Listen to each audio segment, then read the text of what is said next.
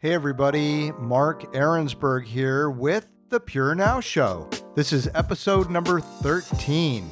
My guest today is Curry Tian. Curry is a Chinese-born visual artist, filmmaker, animator, illustrator who's been educated in the States and is working to bridge the gap between Eastern and Western cultures. Happy to have this young woman on the show to talk about her experiences both abroad and in China. Here we go. Hey, Curry, nice to meet you. Thank you so much for being a guest on the Purenow Show. We really appreciate it. Totally. I'm also excited. Awesome. So are you working today from home? Actually, yes and no. Yeah, right now I'm based in China and I'm just like a freelancing director.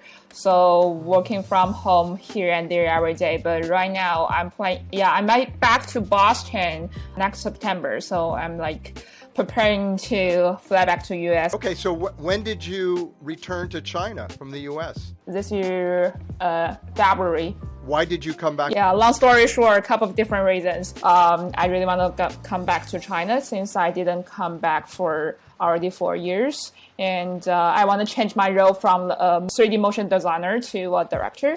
So just like really want to experience a different place in mainland China. So yeah, but another story why I might go back to Boston. That's another story though. But yeah. Well, what's that story? Why Boston specifically? For the Boston thing, I might be joining a Howard program as a CG artist lead, working on an exhibition about traditional Chinese Buddhism shadow cave. The title called Shadow Cave. Personally, I feel very grateful to have this type of professional experience, professional advertising, directing experience in China in the past half year. But personally, I just keep doing commercials and directing commercials is not like my long-term goal. I still want to learning more and joining for some mindful journey. So, I don't know. Well, what's interesting to me is you finished your master's degree not too long ago. And looking at your reel, you're obviously an old soul because your work is gorgeous. It looks like you've been doing it for 20 years. So clearly you are on the right path and you can feel a lot of emotion in your work. It's really rich and so full of beautiful color, and it's just your eye is really amazing. And I was very impressed to see the quality of work that you are producing so soon out of school, that you have not had a lot of professional experience, but it looks like you've been doing it a long time. Yeah, thank you so much. I really appreciate that, but I have to say I'm still learning, and definitely I wish I could be professional, but definitely in terms of like, firstly, I'm not really a technical driven person. And also, I don't know if you know, like my background, I finished my undergrad in Beijing and I was majoring in visual communication, which aka graphic design. And also my minor was journalism and communication. So basically, before I came to LA, I have no background about the 3D rendering, CG, live action, VFX. I have no technical background with that, so I just like start everything from zero.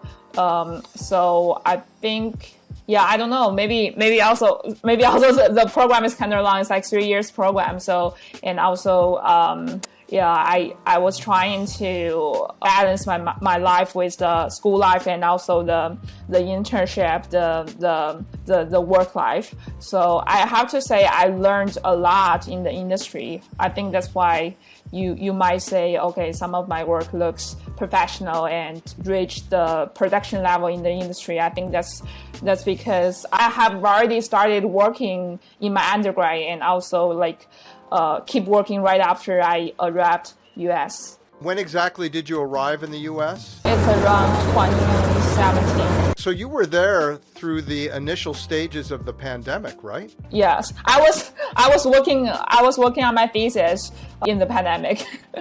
But you've only been back to China since February. Yeah, correct. So I'm interested to know, one, being a female, and two, being from China, America has had a lot of animosity towards Asians, a lot of Asian hate crimes. Literally thousands of crimes have been reported. Were you exposed to any of this while you were there? Did you feel any of this while you were in the States? Thank you so much for bringing that up. I think I'm just too lucky.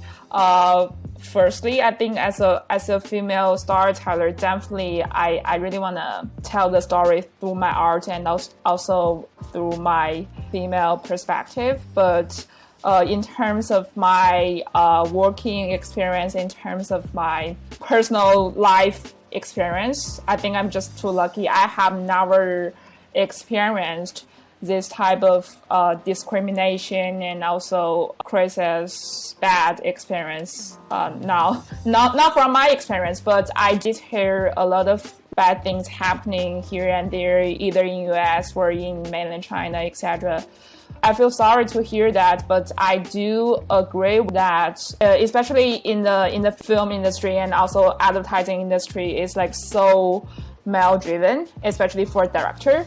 I think after I came back to China, it's not like discrimination, but the real thing is female director is like very little percent.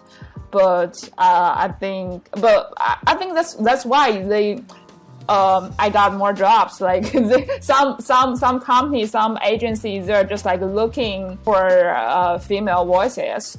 And I personally still feel that it's like pretty essential for us to say that out, like the equality for female, and it's also the whole thing. But personally, I didn't really experience anything bad. Yeah, that's great. Were you raised in a traditional family in China? Yes, I was born and raised in Hebei, like a very small province city in Beijing, near Beijing, and born and raised in a very normal family. There's no one in my family know art and design, and they don't really they cannot really read art and design. Most of the Asia Chinese parents, they are like very strict to their child.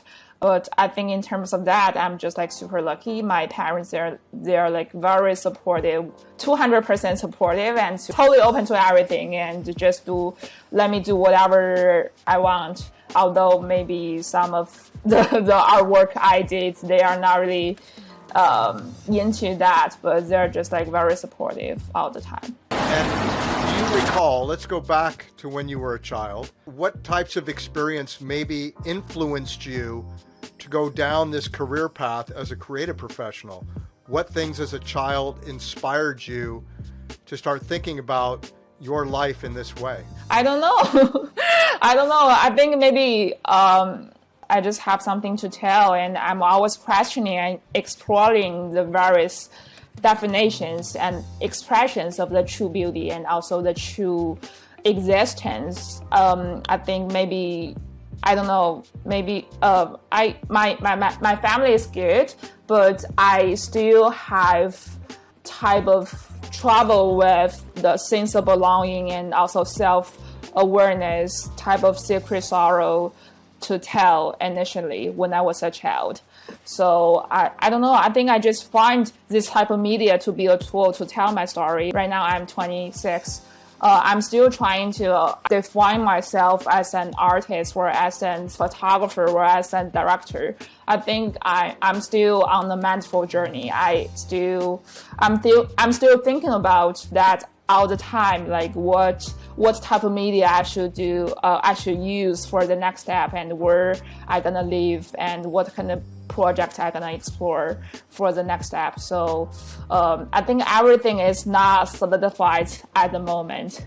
Yeah. Okay. Well, did you draw as a young person? How did you express yourself?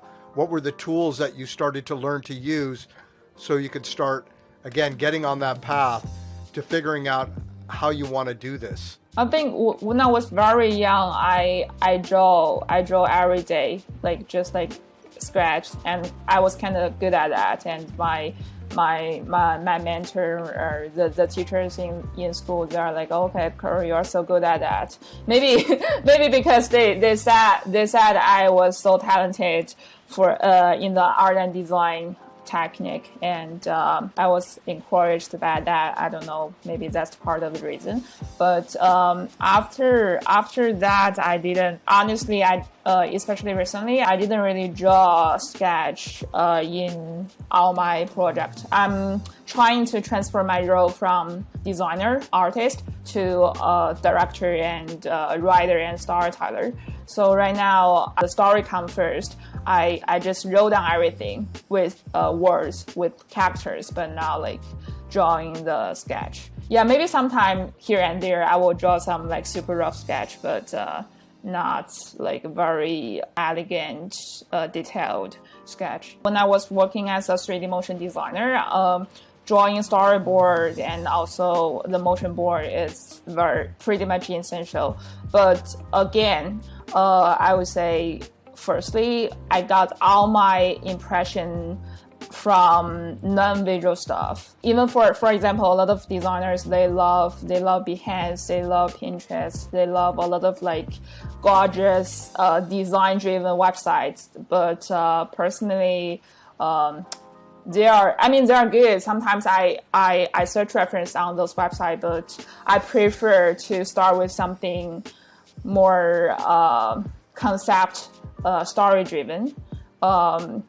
Theoretically, you were like more like philosophy or like art history, etc. I prefer to start with the idea like super conceptual, but not like, okay, I love this visual and I want to do something else, if that makes sense. So in terms of that, I think that's one more reason I don't really draw stuff recently. Yeah. How are you integrating your Chinese culture into your work? I know that you're bridging the gap between your experience in the U.S. and then coming back home. It seems that based on the work that I've seen of yours, it's obviously very Chinese influenced, and you're expressing your culture. And how do you feel about that, making an impact through your work, representing where you come from and letting the world see how you're connected to that culture? I think firstly, I just cannot erase the Chinese heritage in my vein. I mean, before, especially recent years, I feel super grateful to born and raised in China as an Asian girl. Like I just cannot imagine how important the Chinese heritage influenced me in all aspects. But also feel good to have this type of experience in the Western country. I'm also very into another type of culture and different experience. But that's like conceptually you can say that, but practically, I think I'm just like very into, for example, the Asian Chinese painting and like I mentioned, the projects I'm working on recently is the masterpiece of early Chinese Buddhist cave art, represent the successful fusion of the Buddhist religious symbolic arts from South and Central Asia, and also with traditional Chinese art, which is like very gorgeous and mesmerizing. I don't know if you are familiar with the Chinese painting in the cave from North Wei dynasty.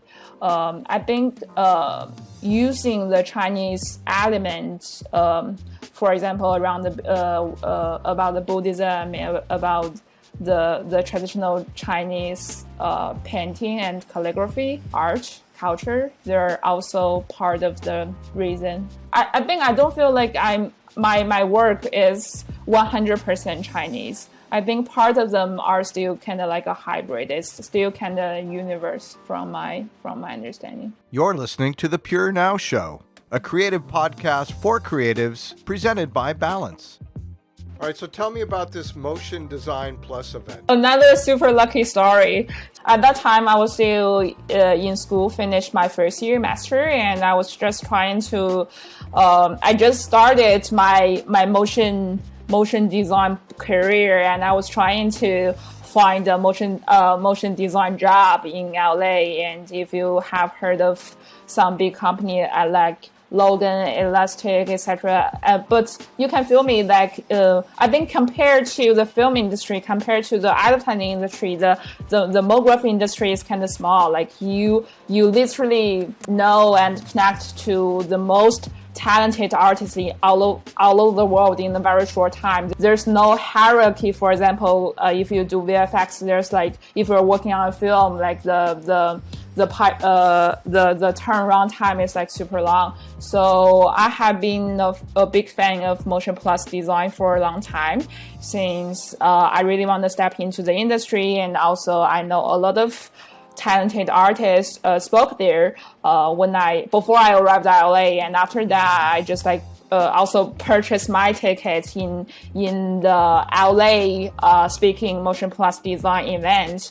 And firstly, I just be a normal fan, and secondly, I still wanna, because I know a lot of people, I just wanna like socialize a little bit, like trying to meet people, and it's an after party, etc. And also like just silent myself and hold my iPad and show them my portfolio and saying, okay, I just started and I wanna. This is those are my personal projects, and what kind of. To be strictly, I just want to find an internship. I just want to find a job. But after that, just in the after party, I just talked with the founder, with the organizer. His name is Kuku. He's from Paris. So he just saw my work and he was like, "Wow, you are so talented. I love your work a lot. Why not just like speak to Tokyo next time?" So that's the whole story. So I just like got the invitation in the LA event in 2019. Had you ever done anything like that before? Any public speaking? No, some small events in China, but that one is I think it's the biggest event I have been participated, and also speaking English because the English is not my mother tongue. So yeah. So how was that? How did that go? That's a huge responsibility to speak to that many people at an event. Mm-hmm. How long did you prepare for that? Mm-hmm. And how did you feel doing it? I have been. Yeah, because after I got the invitation, I still have time to prepare for both for my personal projects, my portfolio, and also the whole structure for that talk is around 30 minutes. Honestly, I have been prepared for a long time. It's like a couple of months, and I personally feel that I didn't really do a great job because I was so nervous. It's my first time to speak to such a huge audience, and I'm not really experienced, but I would say it's normal.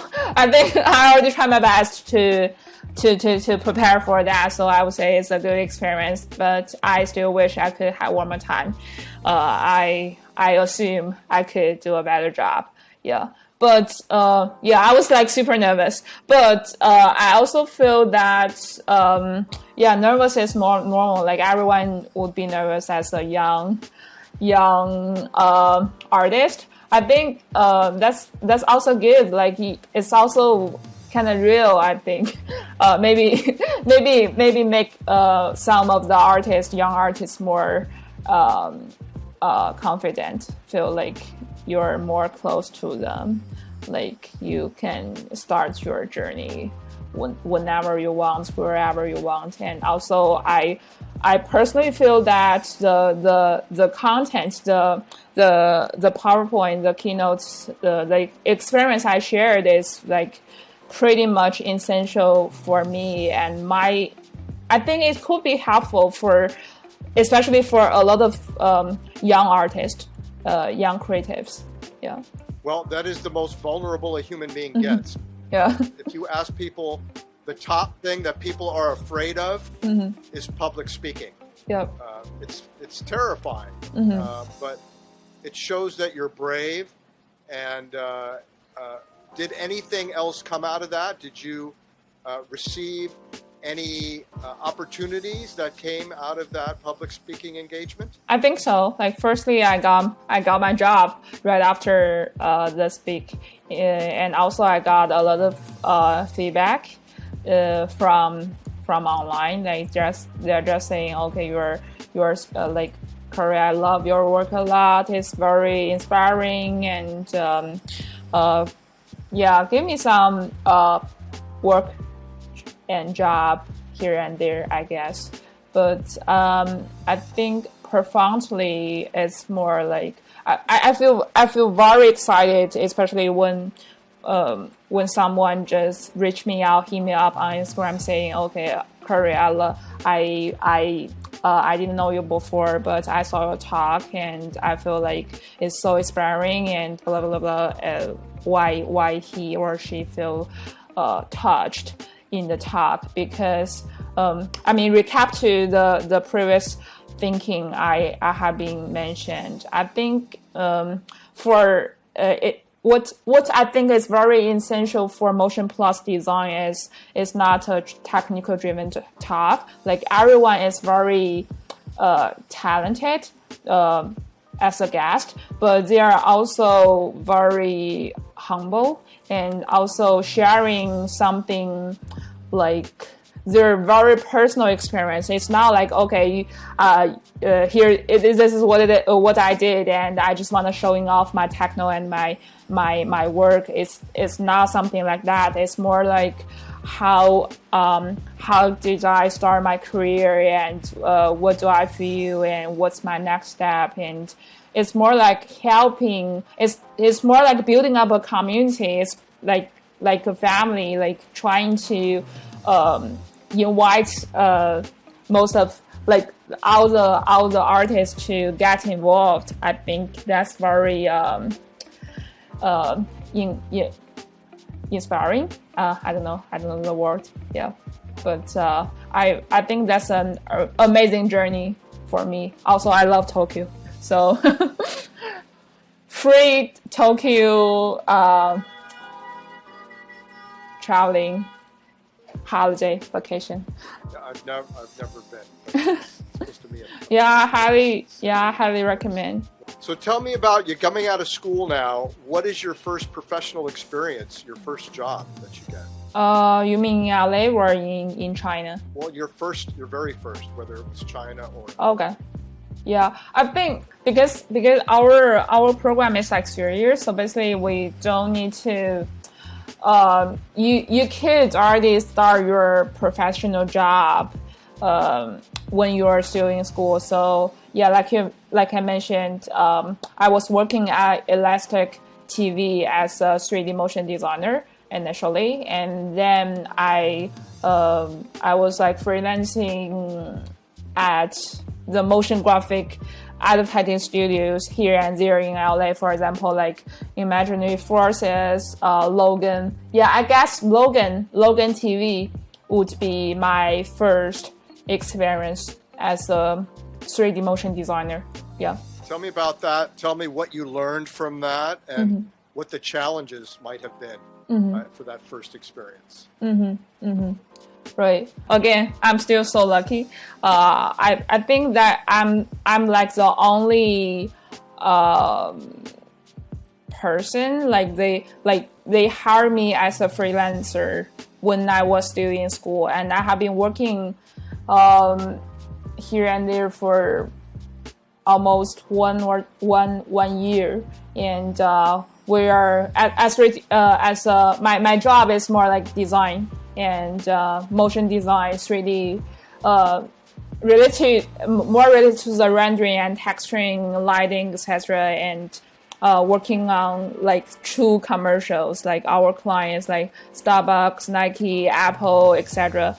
And I think the most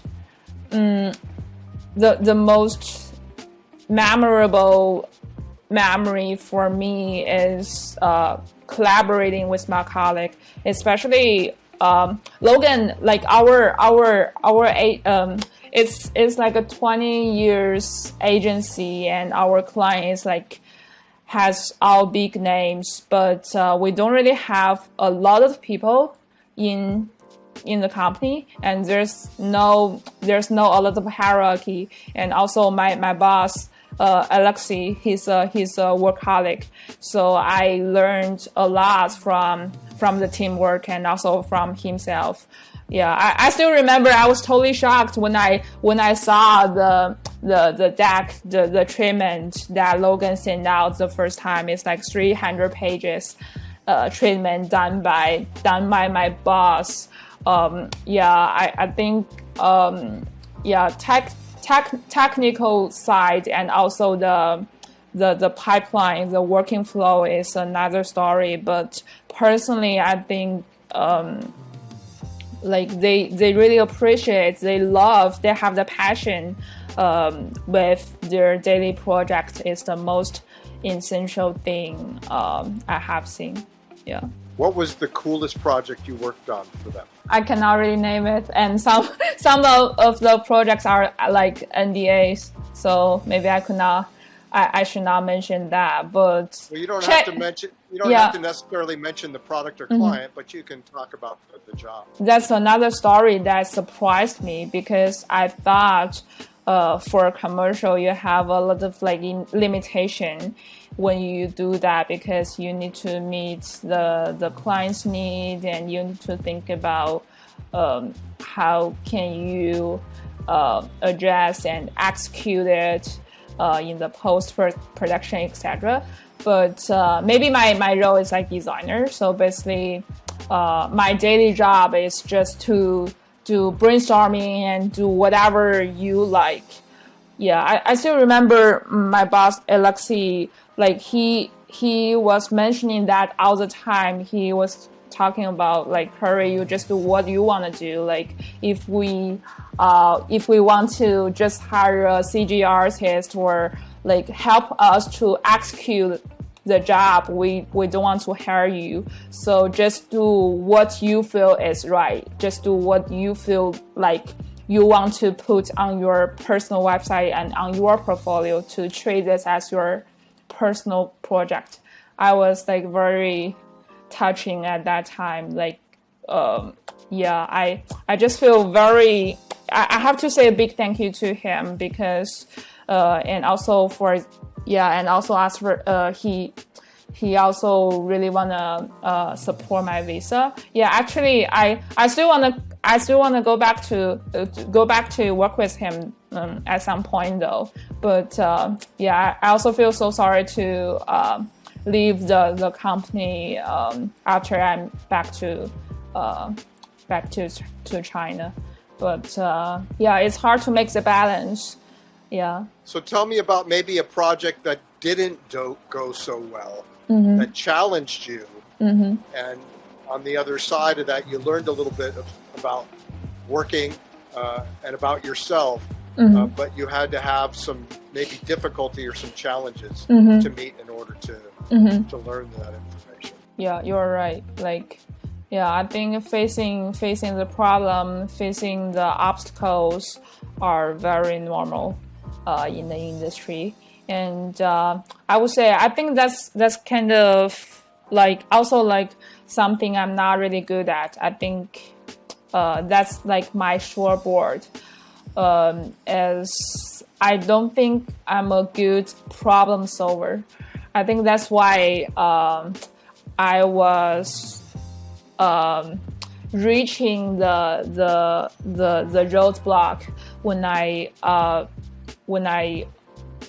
working as a 3D motion designer for like 1 or 2 years or so, because my working process takes on many forms. And when I work, when I conceive, when I design something, I was truly and fully led by my imagination and my intuition. So sometimes it's hard to even track my personal feeling, which means it's hard for me to work on a very long-term project, and it's a little bit hard for me to collaborate with other talented colleagues, especially for the real production. So I think, especially my design, I just I don't really have a specific structure when I'm working on my project. So I think that's like one obstacle I was facing, and also trapping me to only stay in the design team, but now like working on like VFX and also post production. I'm a good colleague if I was working on like post production. I think that's the obstacle I'm facing. If you couldn't do this, what you're doing, what other type of work or what other kind of life would you want? If you could not direct, you could not do motion graphics, you couldn't do your creative work, what other kinds of things would you be interested in doing? Good question. I have never think about that. I think firstly, I feel like doing design and versus doing directing, and also only in terms of directing, there are a lot of different type of directing job you can work on. For example, if you want to direct a feature film, or you want to be a music video director or commercial director, or I think from my side they're like completely different. They're in a different field. And what if I cannot? So you are saying if I cannot touch directing and design at all, what I should do? I've never think about that. I don't think. Yes. Of course not. I mean, you don't have to. But if somebody was going to take that all away from you and said, you can't do that anymore, you need to find something else to do. Now that you've never thought about it before, I'm going to catch you and make you think about it for a second. I mean, it's a pretty obscure question, but I think it's an interesting question. Right. I think I might go back to school for learning philosophy or something related to like meditation or art history or psychology, sociologist, feel like a sociologist, I don't know. Something content driven. Yeah, I definitely feel that you're into the philosophical mindset, that you're into the depth of the life experience, not the surface stuff. And it comes out in your work, by the way, even in looking at your reel. It's so beautiful. It's so expressive that you can see that you are feeling what you're doing. You're not just seeing what you're doing, that you're a feeling person, and that you're very emotion driven. And it definitely shows up in what you create, for sure. Thank you. Yeah, glad to hear that. I also feel very excited when the audience, when someone reach me out and saying, okay, I can still feel, although it's like a very visual driven project, but I can still feel there's like different layers and background stories under the surface. Yeah, I think that's pretty much essential. Okay, last question is, and you had touched on this for a minute earlier, how do you manage a challenging client?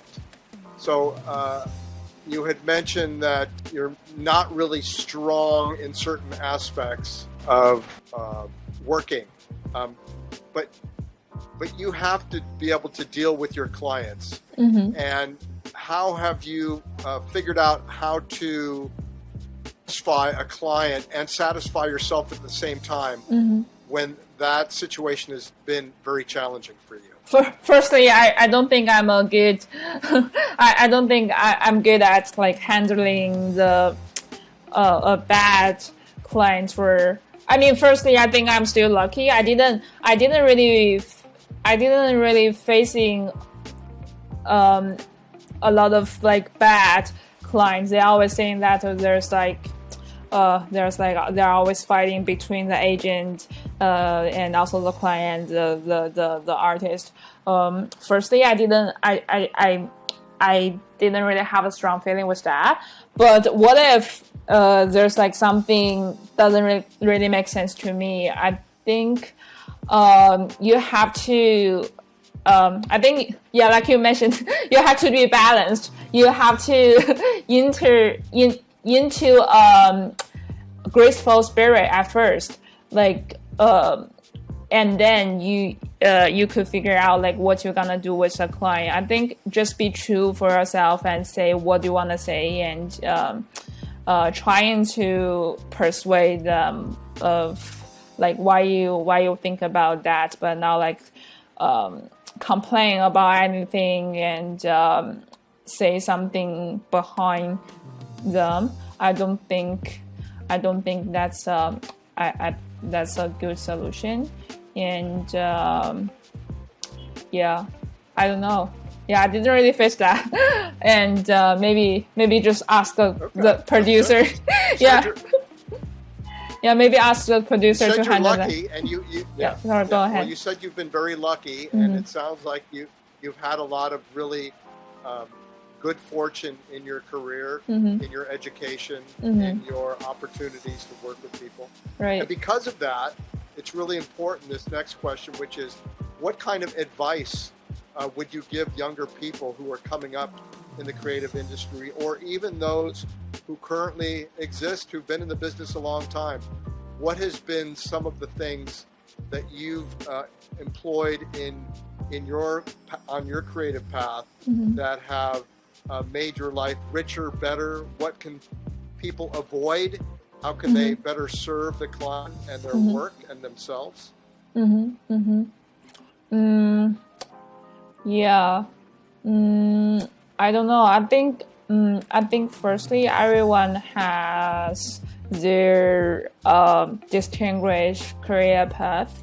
I don't think I have the right to let them know, okay, you need to do this, or you don't need to do that. I think stay foolish, stay hungry is essential, no matter what kind of project you are working on. And also, even though you're in the industry, even though you're been directing or working with commercials for a while, I think doing passion projects and doing personal projects, and also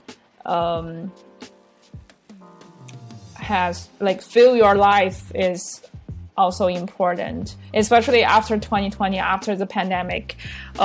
There's a lot of different surreal things going on this and last year, and I could definitely view this as an opportunity and also as a challenge for all the creators.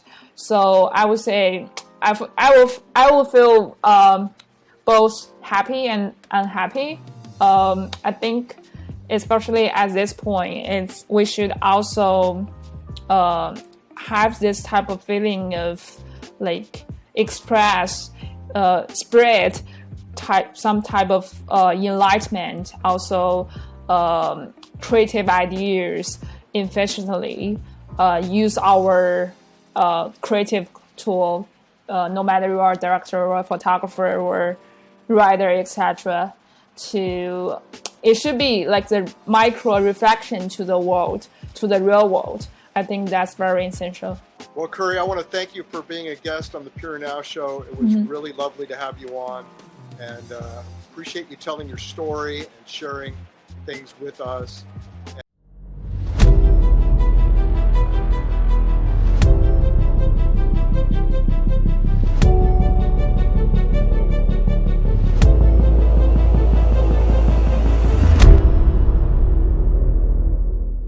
If you enjoyed the Purenow show, you can check out more episodes at balancestudio.tv or anywhere fine podcasts are broadcast. Purenow is produced and engineered by HaiHa Dang and directed by Dong Wun Guan. Special thanks to our media sponsor, Maybe, and iDesign.vn. Thanks so much for watching.